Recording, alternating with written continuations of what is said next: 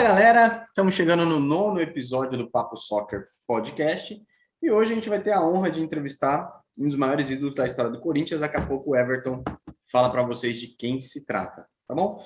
Agradecer a direção e produção do programa, que é do Kleber Scott, ele que dirige a Scott Comunicação, que é uma empresa que leva aí para você os principais nomes do futebol, do esporte como um todo, né? O nosso programa aqui do futebol, mas o Kleber tem contato com atletas e ex-atletas de todos os esportes. Então, se você vai fazer algum tipo de evento e quer aí um atleta, ex-atleta, a organização do seu evento como um todo, entre em contato aqui, ó, no WhatsApp com o Kleber Scott. Você vai falar com o Kleber Scott, beleza? Código 48, número 988189418. Aí, ó, facinho.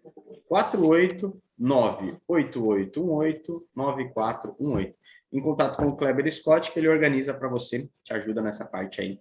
Beleza? Ele que é responsável pela direção do nosso programa. E agradecer a Soccer Destination, nossa parceira aqui desde o primeiro episódio. A Soccer Destination, que é uma loja de materiais esportivos 100% focado no futebol. E manda para a gente sempre essa sacola aqui, ó, com um brinde para o convidado, que você fica sabendo do que se trata no meio da entrevista. Tá bom? Então, bora para mais um episódio, mais uma entrevista. Everton, mais uma vez estamos aí. E apresenta para a gente aí o nosso convidado, aí, a honra que a gente vai ter de falar com ele. Pô, irmão, hoje a gente vai ousar novamente, né? Vamos entrevistar aí um dos grandes jogadores da história do Corinthians, né? Um dos maiores volantes que já passaram pelo Corinthians e exemplo, né? Grande exemplo para os jogadores que estão chegando agora, né? Grande Wilson Mano. Beleza, Menezes? Vamos ousar novamente. Então, bora para mais uma entrevista, é o nosso 9º episódio. E para você que está acompanhando, já se inscreve no nosso canal, tá? Do YouTube, clica aí no botão de inscreva-se e acompanha a gente em todas as redes sociais. A gente está no TikTok, está no Instagram, no próprio YouTube e no Facebook também, estamos em todos, beleza? Um abraço, pessoal, bora para a entrevista. Fala, galera, que se liga no Papo Soccer Podcast. 9º episódio hoje do nosso podcast. Para a gente é uma honra receber um dos maiores ídolos da história do Corinthians, Wilson Mano. Ele que atuou pelo 15 de Jaú, né? Iniciou a carreira no 15 de Jaú, jogou pelo Corinthians, foi ao Japão, retornou ao Corinthians, jogou também, teve uma passagem pelo Bahia, pelo Fortaleza, retornou ao 15 de Jaú, depois como técnico, inclusive, né? A gente vai falar um pouquinho sobre isso. Para a gente, em primeiro lugar, dizer que é uma honra tá podendo bater esse papo contigo, tá, mano? E aí já vou emendar uma pergunta e até falar um pouco sobre você que se destacou em várias posições, né? No Corinthians você foi um jogador que jogou em todas as posições de linha, exceto no gol. E aí te perguntar isso te ajudou na carreira? Mais ajudou? Ou em algum momento te atrapalhou? Por exemplo, o Mano é um volante craque, é um lateral craque, e de alguma maneira isso ajuda, isso atrapalha o jogador? Como que foi isso para você? Mais uma vez, obrigado por estar falando com a gente. Boa noite, eu que agradeço pelo convite, é um prazer estar aqui participando com vocês. E respondendo a sua pergunta, eu acho que ela tem dois lados, né?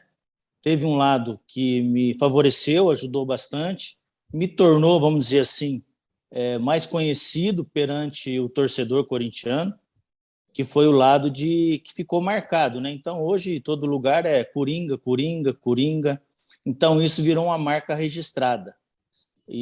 Mas, por outro lado, eu deixei de me fixar, né, realmente numa posição e brigar até para chegar numa seleção brasileira. Tive a oportunidade de ir para a seleção 2 vezes, fui convocado 2 vezes em 92 pelo Parreira. Não joguei, só joguei 5 minutos em um dos jogos. Em 90, né, em 89 eu tinha uma fase muito boa como lateral, e no aeroporto eu lembro que um dia eu encontrei o Falcão, né? O Falcão era o treinador da seleção brasileira, ali 89, 90, e aí ele me falou, pô, mano, às vezes eu penso em convocar você, mas de repente eu não sei qual a posição que te convoco, porque um dia você está na lateral, outro dia você está de zagueiro, outro dia você está de volante, outro dia você está de meia. Ainda eu falei, não, a minha posição original é a mesma que você jogava, é um segundo volante, primeiro volante. Mas é que pela necessidade do clube, do treinador, do grupo, então eu sempre me sujeito a colaborar e por isso eu tenho atuado em várias posições. Legal. Tudo bem, mano? Prazer enorme falar com você. Tranquilo? Na minha opinião, você foi um dos melhores volantes da história do Corinthians, né? Queria saber de você, como que foi sua transição do 15 de Jaú para o Corinthians, certo? E qual conselho você dá para os jogadores que estão chegando hoje no Corinthians? Como que é a torcida? Como que é jogar no Corinthians? Veja bem, eu saí do 15 de Jaú, né, depois de ter disputado 4 campeonatos paulistas pelo 15, e no final de 85 eu fui contratado para o Corinthians. Cheguei no Corinthians numa situação bastante adversa. Por quê? Porque em 85 o Corinthians tinha praticamente montado uma seleção brasileira, né? Com Carlos, Edson, Juninho, De Leon, Dunga, Vladimir, Zenão, Biro, Casa, Paulo César, João Paulo. Realmente eram todos jogadores que tinham passado pela seleção brasileira. Então, realmente, era uma seleção dentro do Corinthians. E, por incrível que pareça, o Corinthians acabou até nem se classificando. O Serginho Chulapa também estava me esquecendo. Não se classificou para disputar a semifinal e a final do Paulista daquele ano. Aí, de repente, o presidente na época era Roberto Páscoa, ele resolveu fazer uma reformulação, trouxe o Rubens Minelli, o Gilberto Tim, o Oswaldo Brandão como supervisor, e eu fui ali um dos primeiros a ser contratado na época, né, para uma renovação, justamente para o lugar do Dunga, que era o volante titular da época. Então eu cheguei, eu tive bastante dificuldade, até porque eu era muito novo, 21 anos, você chega num clube igual ao Corinthians, do tamanho do Corinthians, a cobrança que é o Corinthians, e para substituir jogadores a nível de seleção brasileira, não foi fácil, mas eu tive a felicidade de, logo de início, me encaixar, tive a felicidade na minha estreia já fazer gol no Corinthians, então tudo isso ajuda, foi favorecendo. E eu fui ganhando a confiança, e depois disso eu acabei sendo utilizado em várias funções, como vocês mesmos disseram, então tudo isso foi caindo na graça do torcedor. E o que mais, talvez, fez com que eu caísse na graça do torcedor foi a disposição, a vontade, a aplicação que eu sempre tive dentro de campo, né? Hoje eu vejo o Corinthians, né, já indo para a segunda parte da pergunta, hoje eu vejo o Corinthians bastante diferente, né? O futebol, eu acho que mudou bastante nos últimos 20 anos. Hoje está um chato, futebol... Né? Sei lá, muito mecânico, né? Eu acho que falta muita qualidade hoje e tem muita intensidade, né?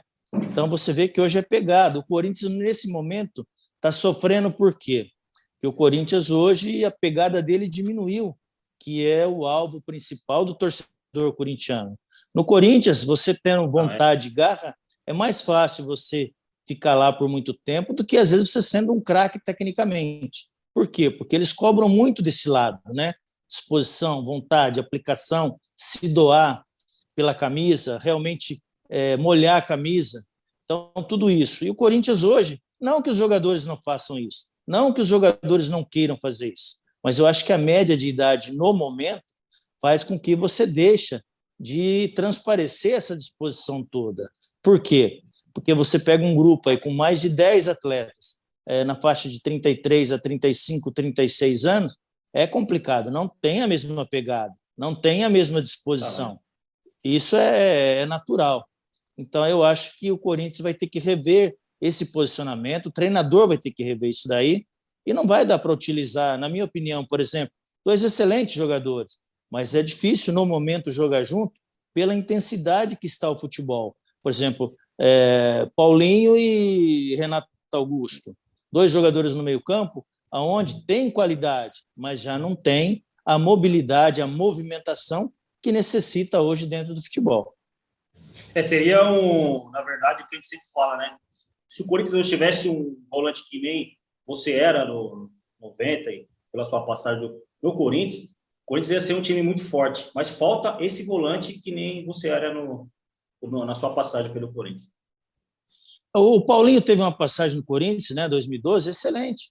Ele fazia aquela função até com mais qualidade do que eu fazia em 90, exatamente, em algumas oportunidades, que era um segundo volante de marcação, ali voltando a marcar com o Márcio, com o Biro, com outro jogador que jogasse no momento, mas que também chegasse à frente para dar essa opção, que fazia triangulação pelo lado direito, que aparecia para dar proteção ao lateral e para dar suporte ao ponta, ao cara que joga pelo lado, na época o Fabinho, na época o Paulo César.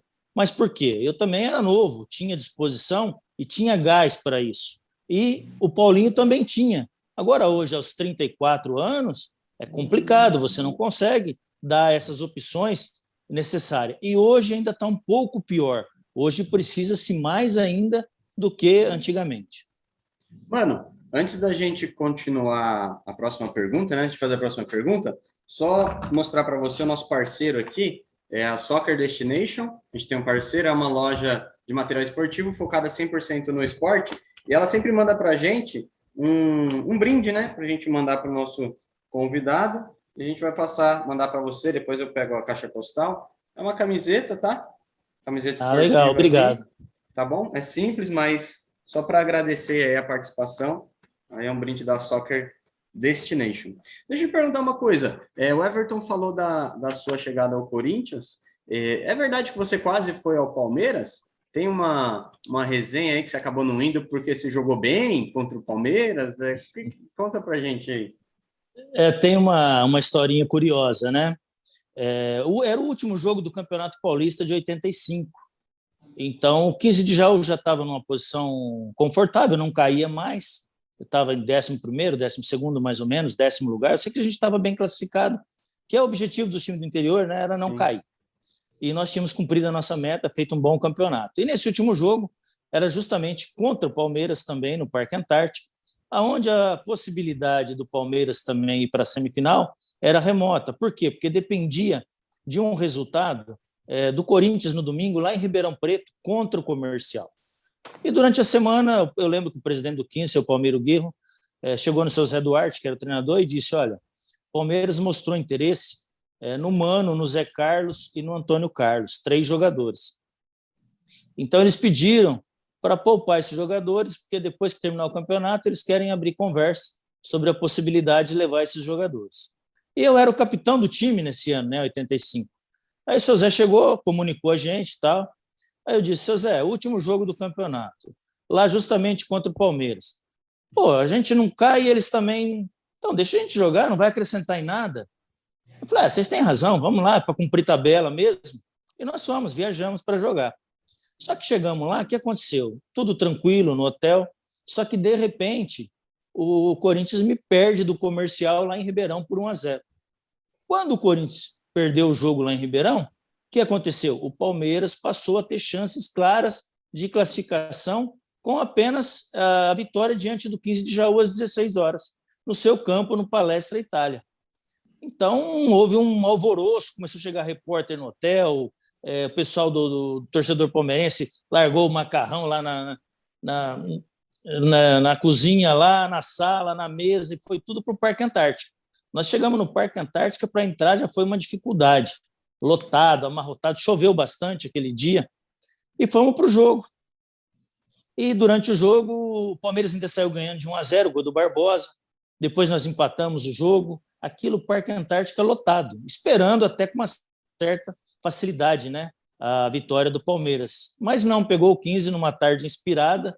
Resumindo, nós acabamos vencendo o jogo dentro do Parque Antártico por 3-2. E aí, após o jogo, que era para a gente ficar lá até para conversar com o pessoal do Palmeiras, o presidente que assistiu o jogo, o seu Nelson Duque, no camarote, chegou no vestiário, meio bravo, meio assim, como se diz, decepcionado, por causa que o presidente ficou bravo, ficou revoltado, e disse que não queria mais conversa com o 15 de Jaú por enquanto. Por quê? Porque houve uma pressão do torcedor, os jogadores do Palmeiras foram fechados, então realmente houve bastante confusão. E aí a gente voltou para Jaú. Mas, para minha felicidade, naquele jogo também, que teve um pessoal do Corinthians que foi lá assistir, inclusive oferecer uma grana para a gente ganhar o jogo do Palmeiras, como prêmio para a gente ganhar pela vitória. E nós ganhamos e acabamos ganhando esse prêmio. E com isso eles viram a gente jogando e o pessoal passou a me ver com outros olhos e passou a ter interesse. Tanto é que daí 10, 15 dias eu estou em casa, chega o presidente do 15 e me comunicando que no outro dia cedo nós estávamos indo para São Paulo, que eu tinha sido já negociado, já estava certo com o Corinthians. Então foi uma alegria muito grande. De um parque eu fui para o outro. Que história maneira. Ainda bem, viu, mano? Porque a gente teve um dos melhores volantes aí do futebol aí na história do Corinthians aí. Obrigado por ter participado da história. Eu que agradeço. Obrigado, o prazer foi meu. Você sabe que jogar no Corinthians é diferente, né? Eu tive muitos companheiros de Corinthians que jogaram no Palmeiras, jogaram no São Paulo, jogaram no Santos, jogaram no Flamengo. Só no Flamengo é que eu vi eles fazer a comparação de torcedor com o Corinthians. Diz que lá também o fanatismo é parecido com a do Corinthians, mas também ainda o corintiano, leva uma pequena vantagem sobre todos esses outros clubes em termos de fanatismo, em termos de empolgação, em termos de realmente empurrar o time para cima do adversário. Exatamente. Ô, Mauro, teve algum momento assim da sua carreira, assim, um gol ou algum jogo que mais marcou a sua carreira? Olha, eu fiquei no Corinthians durante 8 anos. Foram 408 jogos, 34, 35 gols. Eu tive momentos bons, tive uma fase ruim em 87, durante o Campeonato Paulista, que eu acabei até indo para a reserva, fiquei no banco, mas em 8 anos, só essa fase de 4, 5 meses ali, mas mesmo assim eu ficava no banco e entrava todos os jogos praticamente. O seu Chico era o treinador, ele tinha uma confiança muito grande. E quando não podia jogar o time dele preferido no momento, eu sempre estava ali. Então ele falava que eu era inclusive o 12º jogador do time dele. Do mais, eu tive momentos muito bons no Corinthians, a torcida nunca tive problema com o torcedor, do torcedor me ameaçar ou assim sofrer críticas pesadas. Sempre ele dizia, não, pelo menos o Mano correu, pelo menos o Mano, sabe, deu sangue, aquele negócio todo. Agora, o que mais marcou, sem dúvida nenhuma, é quando você ganha, né? Quando você ganha título. Como em 88, eu chutei a bola, o Viola desviou e fez o gol, nós somos campeão paulista. Em 90, quando eu faço o primeiro gol no primeiro jogo da final, que ali foi um gol, é claro que sempre fica mais marcado o segundo jogo, o jogo final.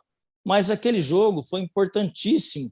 Por quê? Porque nós revertemos uma vantagem de São Paulo. Então, São Paulo, que jogava por 2 empates, nós passamos a jogar pelo empate no segundo jogo devido àquela vitória. Então, foi um gol na quinta-feira, na presença de mais de 100 mil pessoas, que realmente marcou. Depois veio a final, nós, com o gol do Tupã, nós acabamos ganhando o primeiro título aí brasileiro do Corinthians. Então, essas passagens realmente é a que mais marca o torcedor e que mais marca a gente, sem dúvida nenhuma. Mano, qual que é o maior ídolo da história do Corinthians, na sua opinião? Na minha opinião, é Rivelino. Rivelino. Eu acho que o Rivelino mais se caracterizou em termos, apesar de não ter ganho nada, né? Você vê como é gozado. O Rivelino jogou no Corinthians mais de 10 anos e parece que nunca ganhou nenhum título. Mas eu acho que em termos de qualidade, como jogador, eu acho que realmente foi o principal jogador de toda a história do Corinthians. Depois teve outros grandes jogadores também, como o próprio Vladimir, Zé Maria, também ficaram marcados, Basílio, pelo gol, né? O Basílio ficou muito mais marcado pelo gol também, mas eu acho que o Sócrates também, pelos 2 paulistas que ganhou 82 e 83, também era um jogador fora do normal, mas na minha concepção eu acho que o Rivelino é mais a cara de melhor jogador do Corinthians. Enquanto o Everton faz a próxima pergunta, a gente deixa rolando ao fundo aí o gol no primeiro jogo na final contra o São Paulo. Você comentou? Deixa rolando aí enquanto você faz a próxima pergunta, Everton. Ô, mano, quem foi melhor batedor de faltas? Neto ou Marcelinho Carioca, para você? Olha, para ser sincero para você, é difícil apontar qual era o melhor. Mas eu acho assim, o Neto fantástico, tanto de perto como de longe. O Marcelinho também fantástico, como de perto como de longe. Mas eu acho que o Marcelinho, se você for ver todas as faltas, eu acho que talvez ele leve uma pouquinho de vantagem perante o Neto. Mas eu diria aí, para não ser injusto, eu ficaria 50% cada um, porque realmente o Neto batia de longe, batia de perto, batia por fora do pé, batia por dentro do pé, e o Marcelinho também não era diferente. Eram os dois melhores batedores de falta que eu vi. Vi outros jogadores fantásticos também, como Zico, Jorge Mendonça, Zenon, mas eu acho que mais perfeito assim, esses dois. Mano, você ainda tem muito contato com o pessoal, o grupo de 90 e, enfim, os jogadores que você jogou a carreira como um todo. Eu te perguntar, se você tivesse que montar um grupo no WhatsApp, você deve ter, né, os grupos no WhatsApp, mas 5 nomes, para falar, somos nós 6, você e mais 5. Quem são os seus melhores amigos, assim, no futebol?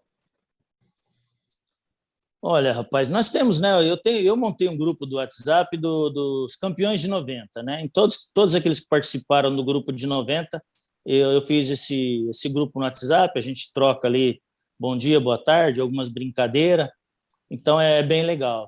Só está fora, acho que, do grupo o Neto, mais um ou outro só. O Neto é mala, ele não participa, né? O bicho ele é meio. Virou muito estrela, né? Virou muito tipo. É um cara nota 10, gente boa. De vez em quando eu converso com ele, mas é o dia que ele quer. Tem que pegar ele de bom humor, porque ele não é muito de ficar ali igual a gente, brinca, conversa, troca uma ideia. Ele não é assim. Agora, amigo mesmo no futebol é muito difícil, cara. Você faz muito colega, você faz muito conhecimento. Mas se falar aquele amigo mesmo, acho que eu posso dizer que eu tive um mesmo de morar no mesmo prédio, de as esposas serem amigas. Começamos aqui em Jaú, depois jogamos no Corinthians, depois jogamos junto na São Carlense. Foi o Edivaldo, né, o zagueiro, que acabou indo para o Corinthians também. Logo que eu fui contratado, daí uma semana ele também foi contratado.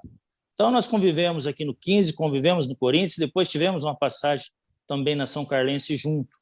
Os demais eu acredito como colega, como pessoas que eu conheci dentro do futebol e tenho respeito. Tem uns que a gente tem um pouquinho mais de afinidade, conversa um pouco mais, se encontra às vezes nos jogos do Master. Eu ia sempre nos jogos, agora de uns 4, 5 anos eu acabei parando de ir, porque meu joelho chegou à conta do joelho, então está complicado para poder jogar. Mas eu acho que futebol é isso. Totalmente. Ô, mano, e seleção? Você acha que você deveria ter disputado na Copa do Mundo? E hoje você cairia, você seria titular da seleção? Sim ou não? Rapaz, é difícil você responder isso, né? A única coisa que eu posso responder, e eu tenho até uma mágoa com relação a falar em seleção brasileira, e eu até vou contar para vocês. Eu fui convocado, né, em 92, num amistoso em Fortaleza, contra os Estados Unidos, entrei, faltava 6, 7 minutos. Depois teve uma segunda convocação para jogar contra a Finlândia, em Cuiabá. Eu também fui convocado pelo Parreira. E ao término desse jogo de Cuiabá, eu fiquei no banco, não entrei. E ao término, no ônibus, indo para o aeroporto, ia ter um amistoso daí, acho que 15, 20 dias, mais ou menos, contra a Argentina, na Argentina. E o Luiz Henrique, que estava jogando no César Sampaio, o Luiz Henrique, e jogava Júnior, às vezes jogava o Raí. E ele disse para mim, o Parreira, falou, olha, agora o próximo jogo é contra a Argentina. O Luiz Henrique saiu machucado, não vou convocá-lo. Então, você vai ter essa oportunidade, você vai entrar jogando, você vai jogar esse jogo e aí você vai mostrar se você tem ou não condição de permanecer na seleção, que eu estou testando vários jogadores. Eu agradeci, falei, pô, chefe, obrigado, professor tal, vou fazer o máximo para agarrar essa oportunidade. E voltei todo motivado para o Corinthians, treinando mais do que o normal, fiz um jogo, tudo, e de repente, daí 15 dias, sai a convocação para a seleção brasileira, e eu nem convocado fui. E aí fiquei naquela, e agora? Eu falo, não falo, eu falo para a imprensa, não falo para a imprensa, vai que ele fez isso para me testar, vai que ele me convoca na próxima. Eu fiquei na minha, guardando, muitos perguntaram, mano, você não foi convocado dessa vez por quê? Eu falei, opção do treinador, não quis, como se diz, colocar farinha no ventilador. Mas daí para frente acabei não sendo mais convocado, passou o tempo, e aí não se comentou mais, então é a única mágoazinha que eu tenho dentro do futebol. Do resto eu não tenho nada mais, pelo contrário, só agradeço por tudo que eu passei e pelas oportunidades que eu tive em todos os lugares. Chegou a conversar com o Parreira depois disso, sobre esse assunto? Não, nunca mais eu encontrei, cara. Eu até torci várias vezes, né, para encontrar ali. Eu iria só perguntar o porquê daquilo, Sim. né? Será que teve algum contratempo depois? Não sei. Infelizmente, até hoje, Eu nunca mais o encontrei, e talvez, se você encontrar hoje, acho que ele nem vai lembrar mais dessa conversa, porque é aquele ditado, né? Quem bate, esquece, mas quem apanha não esquece, não. É isso aí. Mano, tem como dizer qual que é o melhor Corinthians de todos os tempos? Ah, difícil, rapaz. Porque muitas vezes eu vejo, a gente acompanha os programas da televisão, né? Eu vejo eles fazer comparação. Mas esse ganhou mais título, esse ganhou menos título, esse era melhor, esse não era. Esse não era melhor, mas ganhou mais título. Então, eu acho que fica a diferença. Eu acho que quando você fala em qualidade, é o que o cara joga. Por exemplo, Carlos goleiro, pô, disputou 3 Copas do Mundo. Joguei com o Carlos. Puta, excelente jogador, mas não ganhou título.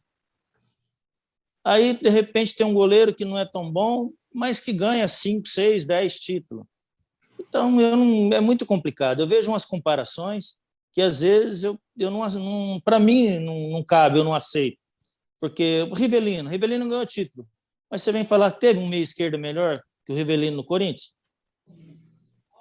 Eu acho que não. Mano, você foi para o Japão, né? Depois do Corinthians. Foi difícil a sua chegada lá? Teve alguma dificuldade quando você chegou lá? Para sua família, para você, particularmente? Olha, a verdade é o seguinte, eu fui para o Japão, o pessoal me recebeu super bem, foi maravilhoso, tive um carinho todo especial, cheguei cheio de vontade, mas esbarrei em vários problemas. Primeiro, minha família não estava se adaptando. É duro você treinar e jogar, chegar em casa, você vê filho e mulher reclamando que não, muito frio, menina não queria ir para a escola, os costumes deles são bem diferentes. Aquela época não existia essa comunicação que nem tem hoje, não existia celular, não existia essa internet, essa facilidade. A gente se comunicava com a família uma vez por semana, durante o domingo à noite, lá, que era domingo de manhã aqui no Brasil. Então, eu esbarrei nisso, senti uma dificuldade muito grande para se jogar, porque a Yamaha era um time de segunda divisão, que estava montando um time para subir, tanto é que subiu, mas era um estilo de jogo diferente, correria, chutão, uns campos ruins na época, tirando um ou outro campo que era bom, os demais eram seco, muito frio, e também criaram-se uma expectativa em cima de mim, do meu futebol, muito grande, achando que eu ia resolver todos os problemas, a ponto do intérprete chegar em mim e falar assim, olha, o treinador quer que você seja o técnico dentro de campo, sabe? Uma responsabilidade que é complicado. Aí os jogadores não aceitavam, às vezes, muito você falar. Eu esbarrei em 4 brasileiros, que foi também para a Yamaha, nós éramos em 5, com problema de salário, porque eu fui ganhando, tipo, um exemplo, fui ganhando 100 mil, os caras ganhavam 10. Eu tinha carro, os caras não tinham carro. Tudo isso é complicado. Né? Então, isso criou uma separação.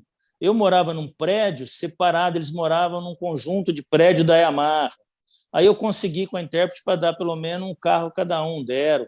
Mas mesmo assim, eu sentia que o pessoal chegava no outro dia, você via eles comentando, pô, ontem nós tomamos cerveja, fizemos uma comida lá em casa, e eu sempre ficava meio excluído. E eu não, o que eu ia fazer? Eu tentava me aproximar, eram pessoas que eu conhecia, teve 2 que tinham jogado até junto comigo no 15 de Jaú, mas você sabe que quando envolve vaidade, dinheiro, você sabe que é complicado. Então, eu acho que eu senti essa dificuldade e acabei não conseguindo render dentro de campo, mas nem 30% do que tinha para apresentar. Mano, você projetando o Wilson Mano hoje em dia, você, jogador, né, que foi, hoje em dia, você estaria em que time, com que salário? Você chegou a imaginar isso já alguma vez? Rapaz, eu sei lá, eu acho que no Corinthians acho que eu estaria jogando e ficaria também 8, 10 anos. E com certeza, né, se você vê Fagner, Gil ganhando 700 conto por mês, eu acho que eu estaria mais ou menos nessa faixa também. Ou eu transfiro a pergunta, ou será que não? Com certeza. Titular absoluto, pô. Estaria no Corinthians lá recebendo teto, né? No mínimo teto. podia não ser o teto, mas acho que uns 400, 500 mil que estava ganhando. E o melhor treinador para você, quem que foi? Melhor treinador, não tem um pingo de dúvida em dizer. Otacílio Pires de Camargo. Cilinho. Cilinho, quem trabalhou com ele? Eu trabalhei com ele 3 vezes. Comecei no 15 de Jaú. Depois ele teve uma passagem no Corinthians em 91, nós somos vice-campeão paulista. E depois eu tive com ele novamente no 15 de Jaú em 96, já no final da minha carreira. O Cilinho era um treinador que eu vejo um monte de treinadores, eu vejo um monte de pessoas no futebol hoje, comentarista, porque hoje tem 5 mil canais, 5 mil programas de televisão, YouTube, canal, um monte de coisa, falando um monte de novidade no futebol. O Cilinho fazia isso há mais de 40 anos atrás, o Cilinho fazia trabalho que o nego está falando que é novidade hoje. Só que o pessoal que está ali hoje na televisão, no momento atual, é tudo nego jovem, que não viu o Cilinho, que não conheceu o trabalho dele. E a maioria, vocês sabem disso, é normal, são pessoas que estudaram, fizeram, pegaram o diploma, está habilitado, tudo bonitinho para trabalhar como jornalista, tem o conhecimento de livro, tem o conhecimento do quê? Teórico, né? Teórico, da teoria, mas não tem o conhecimento da prática, né? Então, para quem jogou é uma minoria, é 2%, 3%. Então, você vê um monte de gente falar aí que não tem nem fundamento certas coisas. Mas para o torcedor também que não conhece, ele vai acreditar naquela teoria que o pessoal comenta e acaba todo mundo engolindo. Então, você acaba sendo voto vencido. E como que eu vou discutindo com alguma pessoa que nunca jogou bola? Você fala uma coisa, ele vai acreditar em quem? Ele vai acreditar muito mais num cara que está na televisão do que propriamente em você, às vezes. Exatamente. Mano, como que você está hoje em dia? O que você faz? Você quer divulgar alguma coisa, aproveitar o espaço? Não, eu trabalhei, né, depois dos 36 anos, mais ou menos, eu trabalhei uns 10 anos como treinador, mais aqui pelo interior, 15 de Jaú, Ferroviária, Francana, Anapolina, Mato Grosso, andei rodando uns 10 anos, mas depois, infelizmente, meu pai teve um problema de saúde, eu tinha alguns postos de gasolina aqui em Jaú, Bariri, e ele que tomava conta para mim. Mas aí, com a sua doença, eu acabei tendo que parar de trabalhar como treinador para tomar conta dos negócios, e aí eu acabei não voltando mais para o futebol. Daí, 3 anos, ele veio a falecer, e aí eu dei continuidade até há 5, 6 anos atrás, onde eu acabei arrendando esse comércio, e hoje não faço mais nada, só levanto e vou para o shopping almoçar e tomar cerveja à tarde. É bom também. Mano, a gente está chegando no final da entrevista, reta final, e aí tem um quadro que a gente faz que é perguntei e corri. É assim, a gente faz a pergunta e você já responde sem explicar. E aí fica na cabeça ali de quem está assistindo, falar, pô, por que ele respondeu isso? Tal. É tipo, sim, não, um nome rápido. Se quiser explicar, lógico que você pode, mas a ideia do quadro são poucas perguntas, mas a gente também já dá na lata. Pode ser? Entendi. Claro, vamos lá. Vai fazer. Qual o melhor jogador com quem você jogou? Meu Deus do céu, que eu joguei. Nossa, joguei com um monte, hein, rapaz. João Paulo, ponta esquerda. Pior técnico. Santos, Papinha. Pior técnico, Jorge Vieira. Melhor jogador depois do Pelé. Zico. Um jogador de hoje com o perfil do Mano.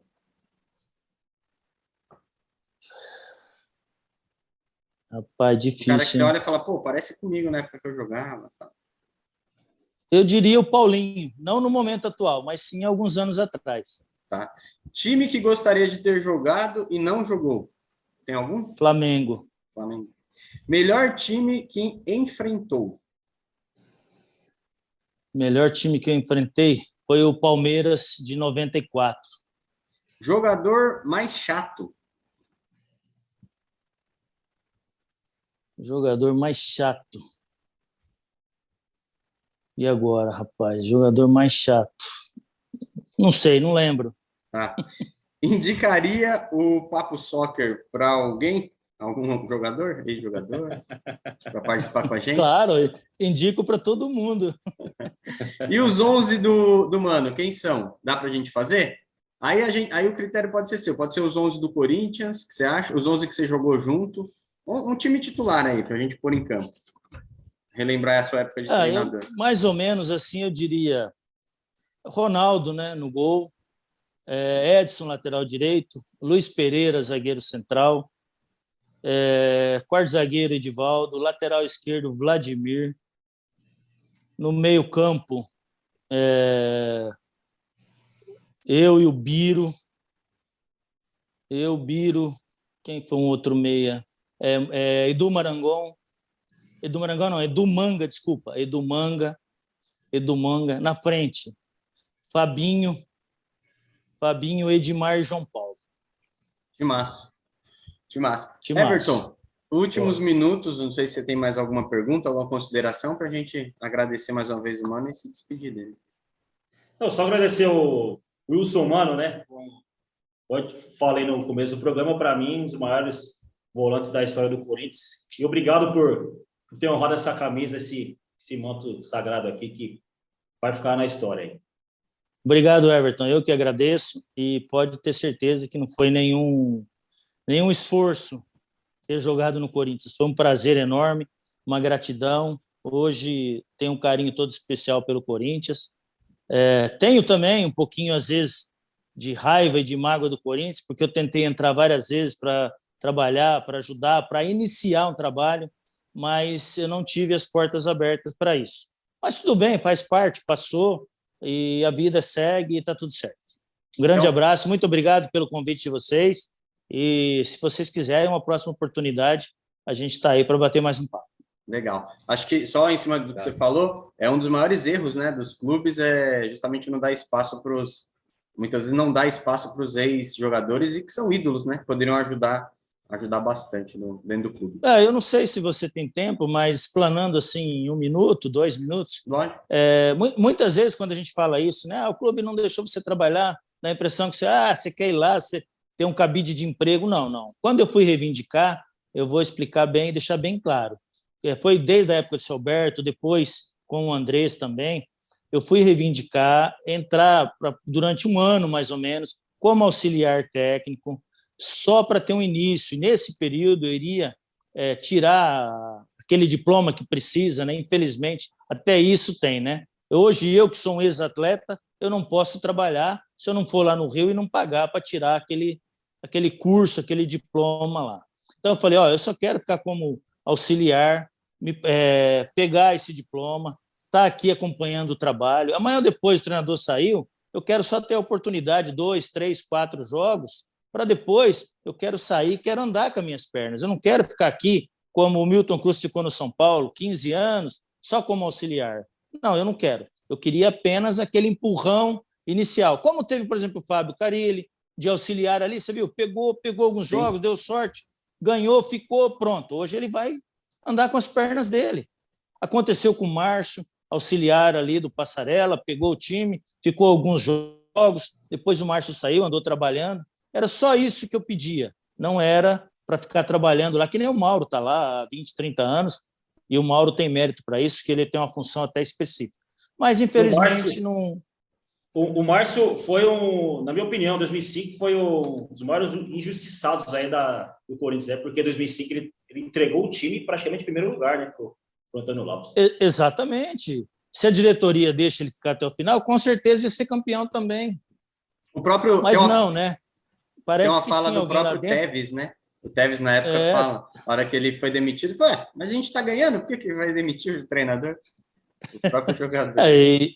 E com certeza aquilo ali teria sido muito importante para o Márcio, né? Então, hoje, quem leva a fama é o delegado lá que foi campeão lá, esqueci o nome dele agora. O Lopes lá.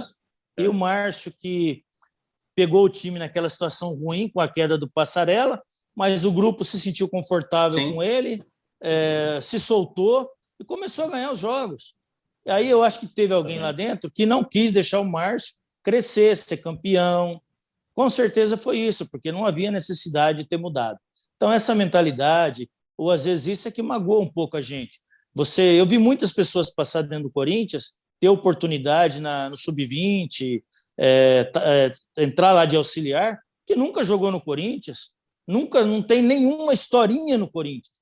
E a gente que teve uma história, que queira ou não queira, né? A gente ajudou a ganhar o primeiro título brasileiro. Sim, uma baita e, de repente, só uma pequena oportunidade para início, mas, infelizmente, não aconteceu. Mas tá bom, é passado, faz parte, bola para frente, vamos que vamos.